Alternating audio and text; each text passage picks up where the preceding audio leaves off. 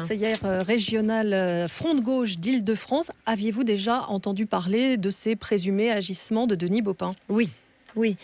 Bon, en gros, tout le monde savait. Faut être honnête.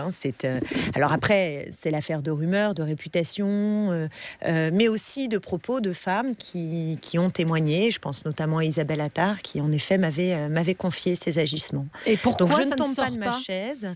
Je ne tombe pas de ma chaise. Je trouve ces agissements d'une grande gravité. Ils ont duré, ils ont touché de nombreuses femmes. Ce sont des violences, du harcèlement, mais aussi une agression sexuelle. Alors évidemment, tout le monde se pose la question de savoir pourquoi les femmes n'ont pas parlé avant.